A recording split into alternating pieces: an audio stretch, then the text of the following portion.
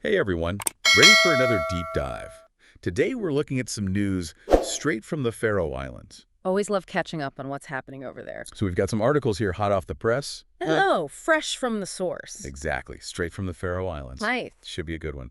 We've got political intrigue, some cultural highlights, Yeah. maybe even a rogue bear sighting. We'll see about that one. All right, let's jump in. Let's kick things off with the local elections. Okay. Seems like there's some pretty big power shifts happening, particularly with these new mayors and councils. Yeah, it's always interesting to see these local elections and how they impact things, Yeah. Like in Torshavn, they just elected their youngest mayor ever, Elsa Berg. Wow. And so I'm really curious to see what kind of energy and new perspective she brings to the role. Yeah, for sure.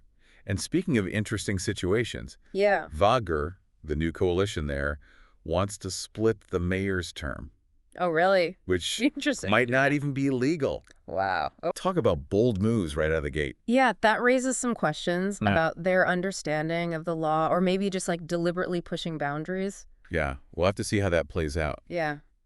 And while we're on the topic of maybe pushing boundaries, Oh, yeah. there's a controversy brewing in Torshavn about a council seat. Fill me in. Okay, so the Joavildi candidate won, Okay.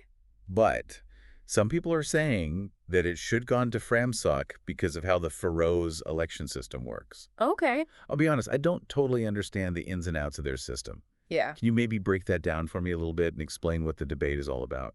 Sure. So basically, they use a proportional representation system, Okay. which is designed to make sure that like the number of seats a party gets reflects the votes they got. Makes sense. However, the way they allocate those seats can get pretty complex, Right. especially with a lot of parties all going for a limited number of spots. Yeah. In this case, it seems like that allocation might have favored Joavildi.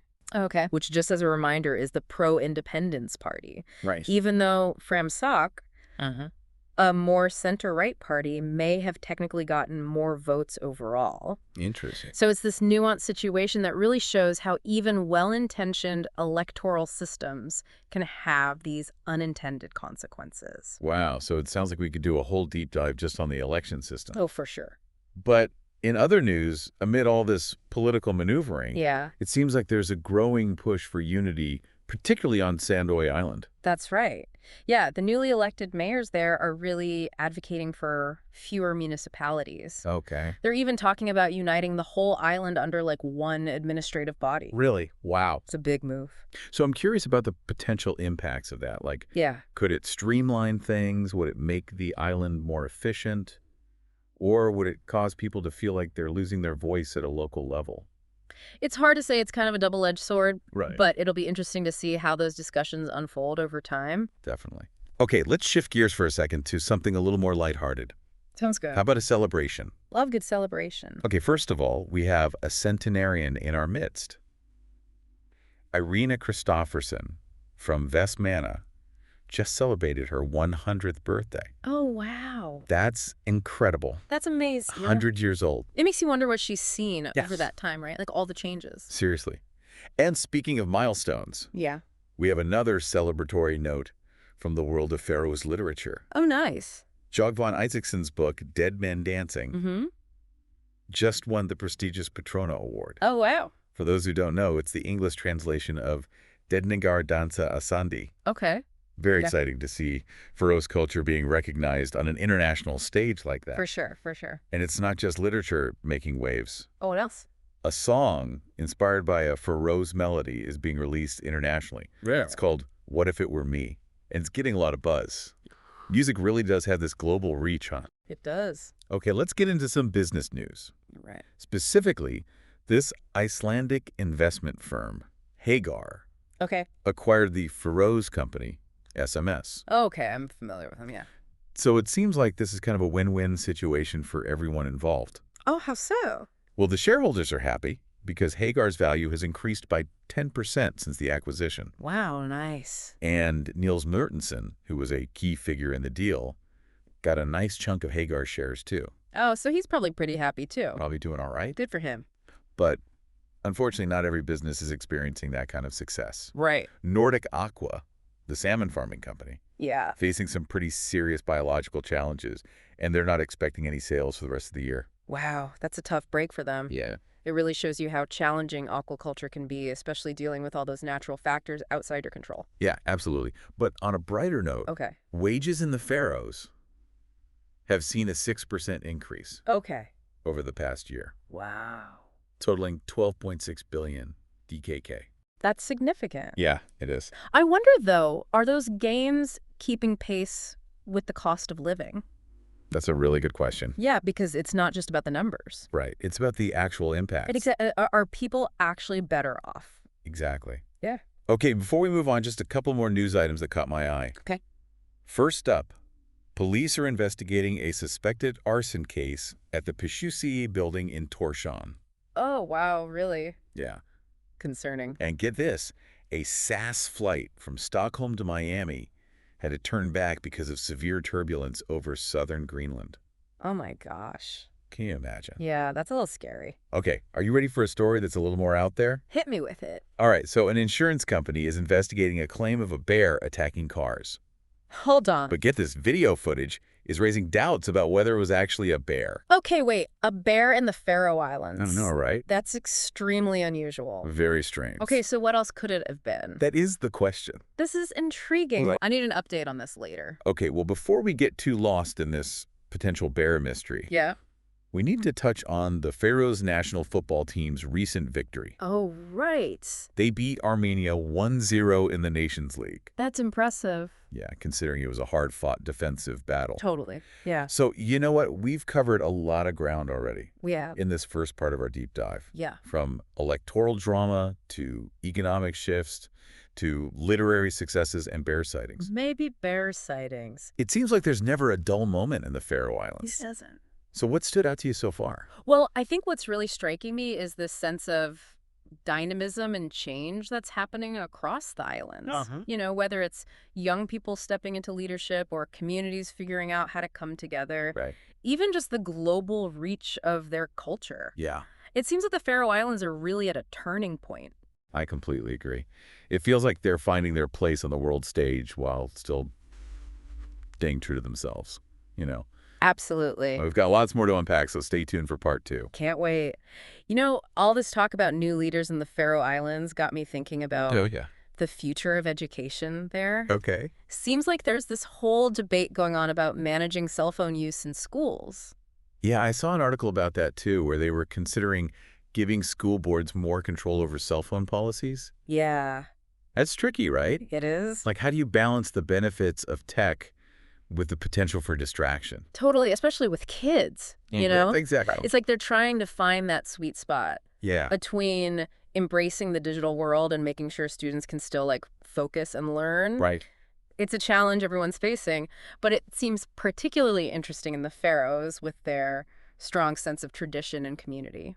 Yeah, I wonder if they're looking at other countries for inspiration, because I know some schools have gone completely tech-free, while others have integrated it in creative ways. Right, and I'm sure they're looking at what's working elsewhere. Uh-huh. But ultimately, they need to find what works for them. Makes sense. And speaking of education, Yeah. it seems more and more Faroe students are choosing to study abroad for university. That's true. Yeah, I think it was only like 1/5 who planned to study in the Faroe Islands. Wow. So it makes you wonder what impact that will have on the islands in the long run. Right. Like, it's great they're seeking new opportunities and skills, Of course. but there's that risk of brain drain. Yeah, if they don't come back. Exactly. It's a tough one. Maybe an opportunity for the Faroe Islands to invest more in their own institutions and make them more appealing. Could be. Speaking of investments, though, Oh, yeah? let's talk about the government's financial situation. Okay. Because it sounds like there might be a little budget crunch brewing. Yeah, unfortunately, the figures show a deficit of 83 million DKK. Okay, wow. That's not insignificant. No, especially for a smaller economy. Right. So What are they saying about addressing it? it's early to say for sure, Okay. but we might see spending cuts or even tax increases. Yeah. I guess we'll see how they handle that. Yeah, how they navigate this challenge and the impact on daily life. Fingers crossed, they find a way to balance things without putting too much strain on essential services. Definitely. You know, it's amazing how all these news stories connect. I know, right? We go from education to brain drain to the government's budget, and it all ties back to how the Faroes people are doing. Totally. It's all interconnected. But let's maybe lighten the mood a little. Sounds good. Talk about something more uplifting. I'm all for that. How about some culture? Okay, love it. So we already mentioned Giovanni Isaacson's book. Yeah. But there's more to celebrate. Oh, what's that? A new book exploring the history of Havanasson's Kriksha was just released. Very cool. It's fascinating to see them preserving their heritage. Absolutely. Yeah. And speaking of preserving things, there's a new aquavit on the market. Oh, that's right. I read about that. The Faroes brewers are really innovative. They are. So cheers to that. Cheers. And cheers to the longevity of the Faroes people. Yes. Remember Irina Kristofferson who turned 100? Yeah. Well, she's not the only one celebrating a big milestone. Andrea Poulsen also recently reached 100 years old. Wow, that's fantastic. It seems like the Faroes are a place where people live long and fulfilling lives, I wonder what their secret is. right? Is it the fresh air? The community. The aquavit? Maybe a combination. Probably. It's just great to hear about these celebrations. Yeah. Speaking of which, did you hear about the first event held in Callback's new community hall? No, fill me in. It was a Velfunder, Oh, nice. a gathering of candidates for the local elections. So cool. They're putting it to good use. Yeah, exactly. And it highlights how important that community engagement is in the Faroes, It is. whether it's politics or just coming together. Absolutely. And on that note, Yeah. the Red Cross just raised a whopping 560,000 euros. That's incredible. The Faroes people are so generous. They are. Okay, I'm ready for some sports news now. What's been happening? Okay, well, aside from the national football team's win, Yeah. there's been some exciting handball action. Ah, of course, handball. It's practically a national obsession. Right. And the Faroes players are doing well internationally. Like Johan Hansen had a big part in eliminating Wilhelmsen from the German Cup competition. Wow, that's awesome. It is. It's always a thrill to see Faroes athletes competing at that level. Yeah, it's inspiring. You know, it really strikes me how proud the Faroes people are of their culture and heritage. I agree. It's evident in everything they do. Yeah. Oh, speaking of, Yeah. there's one last story I wanted to share that I think you'll find interesting. Okay, I'm intrigued. So Lena Anderson, a prominent figure in the Faroes, Okay. has sparked a conversation with a simple question. What's that? Dugir tutu et tosa faroisk, which means, can you speak Faroese? Wow, that is a loaded question. It is, right? What's the context? Well, it seems to be prompting this discussion about language preservation and identity and the role of Faroes in a globalized world. Yeah. A really timely and important topic, especially there. Absolutely, because language is so tied to their identity. It is. I can't wait to dig into that more. Me too. It feels like we've only scratched the surface of what's happening in the Faroes today. I know, right? Yeah, that question, can you speak Faroes? It really got me thinking. I know, it's so simple. Right. But it opens up this whole can of worms about belonging and preserving culture in a world that's like constantly pushing for everyone to be the same. It is fascinating. Yeah. The Faroe Islands are embracing these global connections. Right. You know, we see it in their business, their athletes, their music reaching new audiences. Mm-hmm. But at the same time, there's this deep desire to protect what makes them unique. Absolutely. And language is such a core part of that. For sure. So I'm curious, what kind of responses has Lena Anderson's question sparked? Oh, it's been a lively debate. Oh, really? Some folks are emphasizing teaching Faroese to the younger generations, even those growing up abroad. Interesting. Others are talking about how media and tech can help keep the language alive. Yeah. It's complex.